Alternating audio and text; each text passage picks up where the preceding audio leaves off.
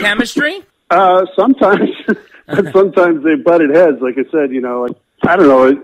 It almost sort of reminded me of, like, a couple of brothers who fought a lot. Okay. You know what I mean? Right. Like sometimes they got along good, and other times they just it just was weird. Really? I don't even know how to explain it. I wasn't in the middle of it, so I just kind of saw it from being around it. Right. It seems kind of strange because Dave's the boss. I mean, right? I mean, he runs the show. Yeah. So what was the beef that Terry had? Oh, I don't know. You'd have to ask him. I just know that it was whatever was going on. It was sort of driving Terry a little crazy, and it started to kind of make things a drag, And so Dave just kind of said, "Okay, well, that's enough of that." And that's when we got Rocket. What was the difference between playing with Rocket and playing with Terry? Well, I mean, they're both really good. They both play great. Right. I knew Rocket a little bit, before that, but then, I mean, Rocket's a pretty even keel kind of guy. So the drama or whatever was going on before that with Terry and Dave went away, and Rocket and Brett Tuggle were pretty close friends, before he came on. And Rocket had played with Dave like a year or two before that a little bit, I think. Rocket, me, Brett, and Jamie wound up having a Beatle band together after that in like 1995 and 6 or 7 or something like that. We just, playing for fun. We played all Beatles songs. It was really, really a fun gig. We just did a lot of gigs around L.A. mostly. But what was the name of the band? The Four Lads from the Valley. Wow, interesting. So you worked with Dave for that entire tour. Did you do any recording with him, or was there any talk of doing recording? Well, I did a record that I didn't know I did until I found out about it. What do you mean? Well, one of the first things I did with Dave was there was a show that we did. It was at Capitol Studios in L.A., which is a famous recording studio. A lot of huge records have been made there. And it was a live radio broadcast for Westwood One. Okay. They brought in, it's a studio, so it wasn't a very big audience, like 30 people or something, who I think were like contest winners or something like that. So we played 6 or 8 songs or something like that. Right. Of course, we were in a studio, and it was going out on the radio, so it got recorded. Right. And then a couple months later, we were in England. Jason Bonham's band was opening for us. I went out into the house during sound check to listen to his band. When they were sound checking, there were all these flyers on the seats there advertising the new limited edition David Lee Roth CD called Nightlife, featuring previously unreleased live recordings of, and it listed whatever songs are on there. That's a record that we made, but I didn't know we were making it. Oh, that's we funny. did it. I think Jump is on there, and Panama, and a couple of the songs from You Filthy Little Mouth. Sure. And it's like 2 discs or something. Right. When I first saw the flyer, I was a little surprised, so I asked the manager about it, and he was like, "Oh, don't worry about it. It's no big deal. It's just a limited thing. You can't even buy it in the store." Oh, wow. So the next day, I went down to Tower Records in Piccadilly Circus, and I bought it. Right. That's and funny. I said, "I thought you said we couldn't buy it in the store." So, that's funny. Anyway. So tell me, what was your wildest experience working with Dave? We played a lot of cool gigs, played all over the world, Japan, all over Europe, all over North America. The tour was about, I think, 10 months or something. Okay. Oh, okay, I know what the wildest experience was. It just came to me. Yeah. One of the gigs we did was on Howard Stern. He was doing a thing in Cleveland. Okay. And it was on a big stage outside, like he was doing mock funeral for the radio station who his show had evidently like overtaken this other station's show in the ratings or something like that. And so he had all these crazy people there, Roger Clinton, which was Bill Clinton's brother, and Madonna's sister, and all these people. And it was, I don't know, it was 10 or 12,000 people out there. And we played in the morning. And I played with Dave, and then he had a house band. And I don't remember everybody who was in it, except I do remember that Nils Lofgren from Springsteen's band was playing with him. And there was like, literally like the stage was just crawling with people at all times because it was just like a zoo. Right. And the backstage was this club. It was a strip club, actually, which was, where they were having the backstage. Anyway, Howard went on and he had this house band and they were going to play some cover tunes of, I don't even know what they were Soul Man and things like that. Right. It was such mass confusion that the house drummer wasn't there, and they were ready to play, and this is live on the radio.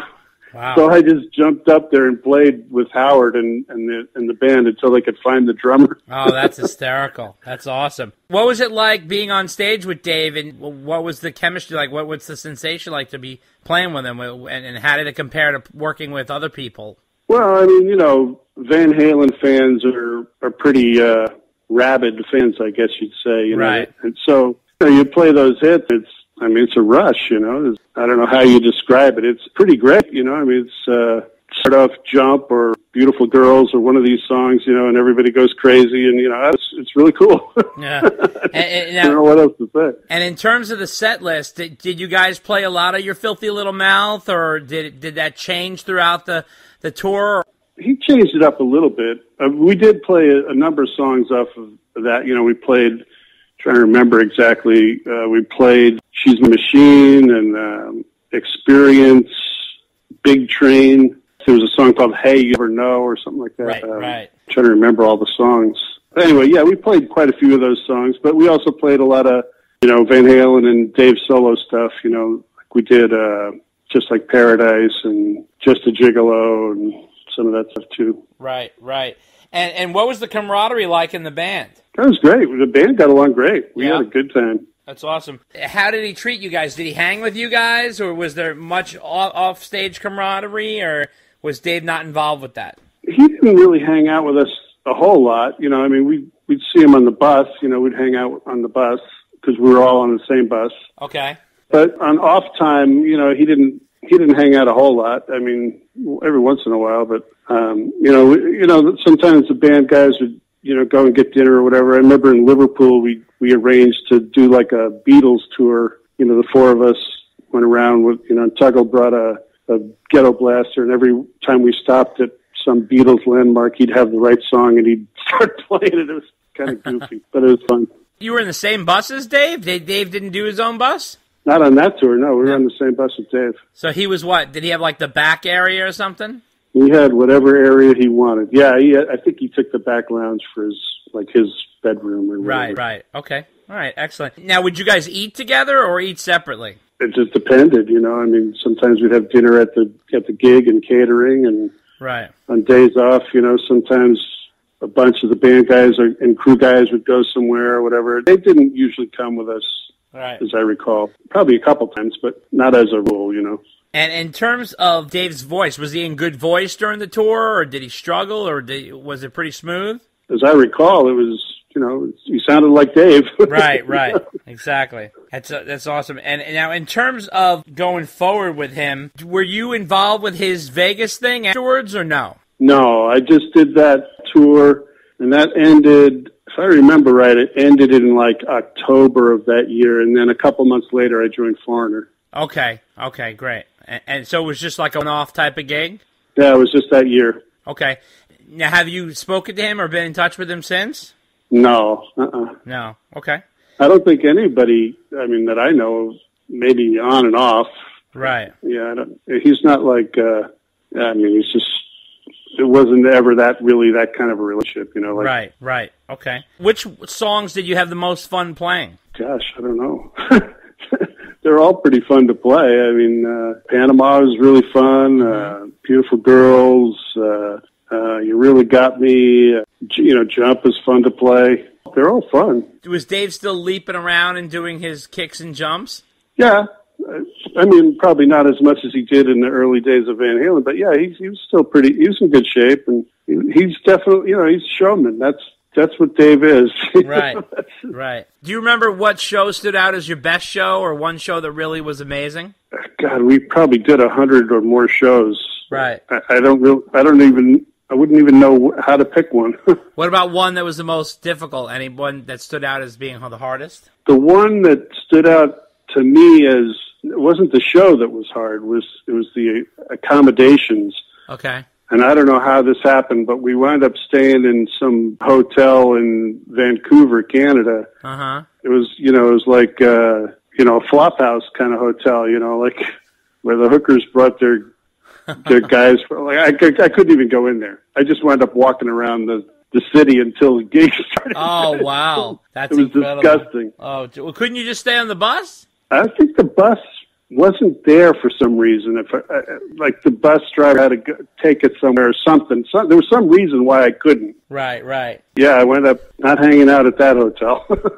So what was it like to work with Dave in comparison to Cher? Was it a very different experience? You know, Cher's thing is this gigantic, it's a big show. There's like dancers, and the band there's like 10 people in the band, you know, three backup singers and 7 people in the band, and a giant crew and 10 trucks, and, you know, all arenas, and it was huge, you know. Right. And Dave's thing was much more stripped down. You know, like we had one crew bus and one band bus. Right. It was a much smaller thing. You know, we played big venues sometimes, not always. Right. But it wasn't the giant thing that, you know, Cher's whole trip is. Right. In terms of his demeanor, was he in good moods, or was he difficult? I think it was in and out. I think, you know, there was some problems. The record didn't do that great, so I'm sure that didn't help. Right. And, you know, I think probably the tour was not on the same level as maybe a lot of other tours that he did with Van Halen in the early days of solo career. Mm-hmm. So, you know, I'm sure that some of those tours were much bigger and probably better overall circumstances, or whatever you want to call it. Right. Absolutely. What size venues were you guys normally playing? It was, you know, it was up and down. Like sometimes it would be like a, you know, 5,000 seat theater or 2,500 seat theater, or sometimes we played at a place in New York called the Academy. Yeah, I was there. Okay. Yep. So however big that is, that was probably a, you know, typical size thing. But then sometimes we'd play, you know, a big stage at a festival or a, you know, like a fair or something like that. Right. And then other times we'd play, you know, like big clubs, you know. Right. It was just kind of all over. And it also, sometimes it depended on where we were. You know, I think we probably played bigger venues in, like, you know, some places in Europe and in Japan maybe. It was kind of a mix, I guess. Do you remember the Long Island gig you played? Was that at the place Malibu or something like that? Yep, I was there. I was there that night. The Malibu was no longer in existence. It's in Lido Beach, right near Long Beach. Do you remember that? That was towards the end of the tour. You guys played that place, and I would imagine that must have stuck out because you're from Long Island. I don't know if you had family come down or. Yeah, I think I had probably family, and I remember I had a whole bunch of friends at the gig at the Academy. And I think also at that one too. I was at the Academy one too. That was like the record release launch, right? Probably. I remember we did a sort of a pre-tour tour.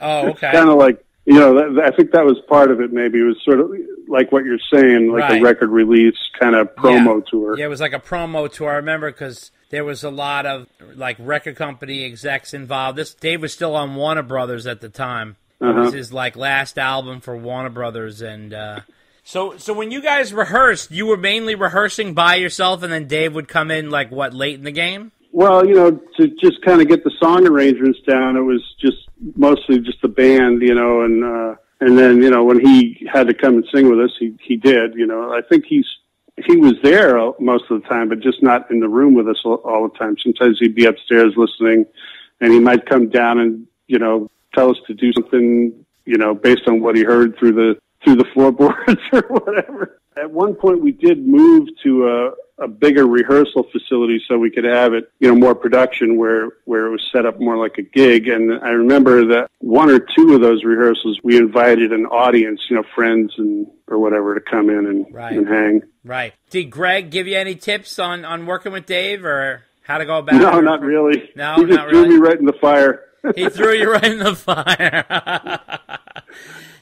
So you went on to play with Foreigner, and how many years did you spend with them? 3 or 4 years or something like that. I can't remember exactly. I was actually in the band when Lou got sick, when he had the brain tumor. Oh, my God. That must have been awful. Yeah, it canceled the whole year, and of course, you know, he had to go through that, which was a nightmare. Right. Absolutely. So were you doing Mr. Moonlight? Was that around that time when you were in the band? I joined the band when that record came out. Right. Okay. Yeah. Gotcha. So what was the experience like playing with Foreigner?